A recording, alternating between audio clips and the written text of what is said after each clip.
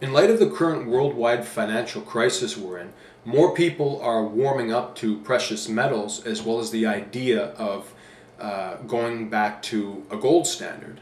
Now, I would call myself an advocate for the gold standard or silver standard or really any standard that returns us to sound currency.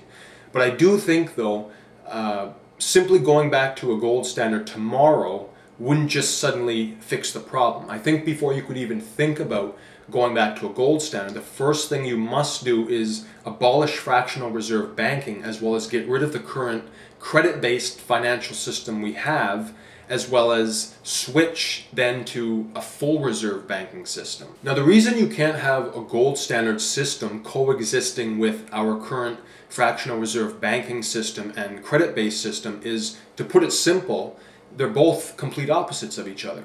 On one hand, under a gold standard system, you have a currency that's backed by something real and something tangible, and the amount that you can print is limited. Because, of course, for every paper dollar that you issue, there has to be an equal amount of gold somewhere in a vault.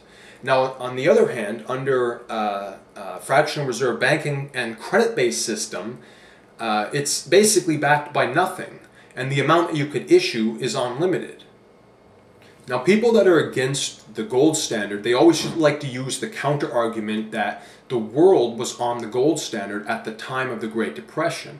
Now, that is true, but the world was also on a fractional reserve banking and credit-based system at the same time. Now, the huge stock market bubble that was created in the 1920s and then popped in 1929 was all fueled by bank credit. People have to realize that the gold standard did not cause that. It was the fractional reserve banking system and credit-based system that caused that. It's actually very reminiscent of actually today when you think of the recent real estate bubble that burst. It was the same thing. I mean, you had banks that were, they were just throwing credit to everyone. And you had, people getting homes with no job and no money down. And banks just made it so easy that anyone could own a home. I mean, you had practically, banks grabbing homeless people off the street. Hey, buddy, here's keys for your new home. I mean, that's the way it was.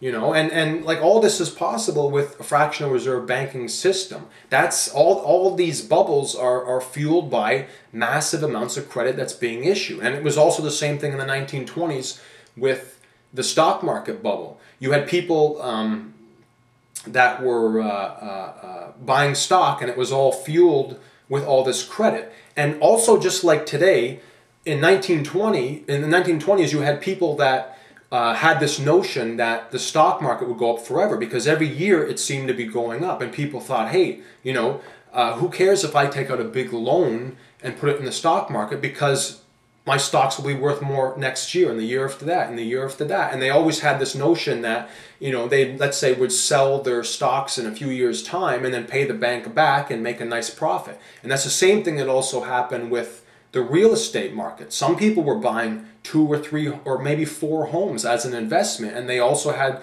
just like in the 1920s with the stock market bubble, with the real estate bubble, they had the same idea that, hey, I'm going to buy this big house I can't afford, but who cares? In 5 years' time, it's going to be worth more. I'll sell the house, pay the bank back, and I'll make a big, huge profit. And that's exactly the problem. And the bubble, once the bubble burst, the people recently with homes, as well as the people in the 20s, they were basically screwed. They had no way now of paying the bank back. And my point is, this never would have happened under a full reserve banking system. It's only under a fractional reserve banking system that you could have massive amounts of credit being issued that then fuels these bubbles. That's why you can't have both systems coexisting together, because the fractional reserve banking system as well as credit-based system completely undermines the gold standard. They both contradict each other. I also think it's not fair that a bank could issue credit from nothing and then I have to pay the bank back with real money. And under a gold standard, of course, it would be gold. Another problem with the fractional reserve banking system and credit-based system is simply that it's dishonest. Now, if I was to practice what the fractional reserve banking system and credit-based system does, I would end up going to jail for fraud. So therefore, it's a dishonest system. People that are against the gold standard also like to point out that the gold standard failed, and that's why it ended in 1971. But the truth is, the gold standard didn't fail. It was the government that failed.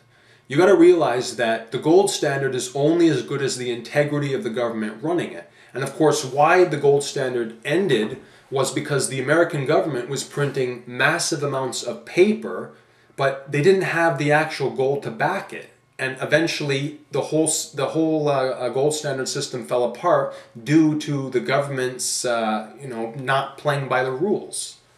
So anyway, in conclusion, like I said earlier, before we can go back to a gold standard, we first must abolish fractional reserve banking, as well as getting rid of the whole credit-based system, then switching over to a full reserve banking system, and then and only then can we go back to a gold standard.